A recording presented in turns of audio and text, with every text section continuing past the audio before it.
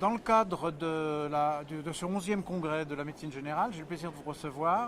Je vais vous laisser vous présenter peut-être. Oui, donc je m'appelle Emmanuel Allori, je suis médecin généraliste installé à Rennes et voilà.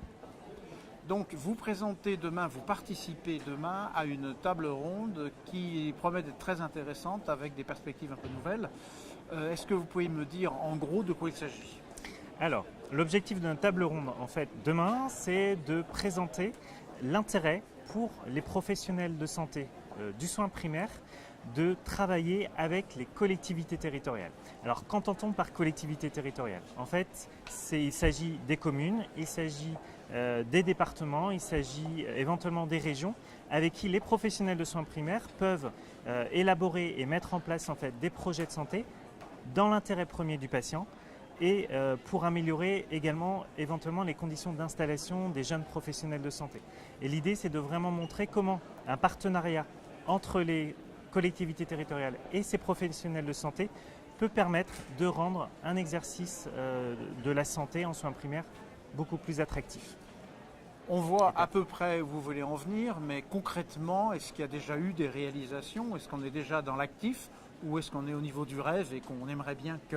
Alors, je dirais qu'on est un petit peu dans la transition, c'est-à-dire on est un peu dans l'entre-deux. Il y a à la fois des projets qui existent sur le terrain et à la fois on a une vraie envie, et le Collège de la médecine générale également, de donner envie aux médecins généralistes, puisque c'est un congrès autour de la médecine générale, de créer ce partenariat. Alors pour leur donner envie, voilà. Qu'est-ce qu'on peut dire de concret qui touche à leur vie quotidienne ? Alors comment donner envie ? Justement en montrant des exemples et en montrant des exemples de réussite, de partenariats qui se sont réalisés dans différents secteurs, à la fois le secteur rural, avec un exemple de partenariat très dynamique au niveau du nord de l'Aveyron, également au niveau de quartiers prioritaires, qui sont des quartiers fortement marqués par les inégalités sociales de santé et où le partenariat local peut vraiment apporter un bénéfice pour la population et les professionnels de santé parfois en difficulté. Et enfin, au niveau d'une grande ville telle que Paris, au niveau d'un arrondissement, en l'occurrence Paris 18e. Donc ça, c'est au niveau quelle structure, quelle localisation géographique, on va dire. Mais en termes de réalisation pratique, est-ce que c'est encore à l'état de projet pour ces trois-là, ou est-ce qu'il y a déjà un exemple que vous pourriez me donner de quelque chose qui s'est installé, qui s'est mis en place avec les collectivités et qui est très positif dans le sens que vous souhaitez donner à votre initiative ? Tout à fait. Alors ces trois projets en fait sont déjà réalisés et ont fait des petits et ont vraiment apporté la preuve de leur intérêt. Je vais pour vous citer et vous donner un exemple sur le projet d'un quartier prioritaire à Morpas, sur ma ville de Rennes, où en fait il s'est créé un partenariat entre la ville de Rennes et l'ensemble des professionnels de santé d'une maison de santé et des acteurs médico-sociaux en fait, du quartier.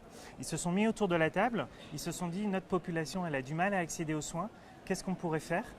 Et en fait, ils se sont centrés sur le bien-être. C'est-à-dire que le patient, avant de venir aux soins, il a déjà besoin de travailler un petit peu sur son bien-être. Et en fait, l'ensemble de ces acteurs se sont dit, on va mettre en place des activités autour du soin du corps, autour du soin mental, autour du bien-vivre, pour essayer de les ramener, de les raccrocher petit à petit en fait vers la santé. Avoir envie de se soigner. Exactement. Avoir envie de prendre soin de soi. Avoir une raison de le faire. Et tout à fait, et on sait très bien que dans cette population relativement précaire, la santé, ça passe en 3e, 4e ligne, après d'abord réussir à se loger, réussir à se nourrir, réussir à finir les fins de mois, et ensuite éventuellement on passe à la santé. Alors que c'est pas forcément indépendant. Alors que tout est lié, tout est lié. Et on se rend compte justement avec ce projet qu'en les amenant vers le bien-être, on les amène petit à petit vers la santé. Donc apparemment, vous êtes déjà dans la dynamique qui vous a fait, qui vous ont fait, puisque vous êtes plusieurs bien entendu, qui vous ont fait lancer quelques projets. Est-ce qu'il y a d'autres projets qui ne sont pas encore lancés mais qui vous tiennent à cœur particulièrement ? En partenariat avec les collectivités, tout à fait. Par exemple, nous sommes en train de développer là sur le lieu où j'exerce un partenariat, un projet autour d'une meilleure prise en charge des troubles des apprentissages de la petite enfance. C'est-à-dire des enfants qui à l'école vont avoir des difficultés d'intégration parce qu'ils ont des difficultés à lire, parce qu'ils ont des difficultés à parler. Et en fait, c'est des enfants qui sont mis en marge parce qu'il y a un temps d'attente, notamment dans le secteur des CMP, des CMPP qui est de 9 mois, 1 an, voire 1 an et demi. Donc l'idée c'est d'essayer d'apporter des solutions aux professionnels de santé en premier, dans l'intérêt du patient, pour la prise en charge de ces troubles. Et là en fait on va proposer une coordination entre les acteurs soutenue par la ville de Rennes.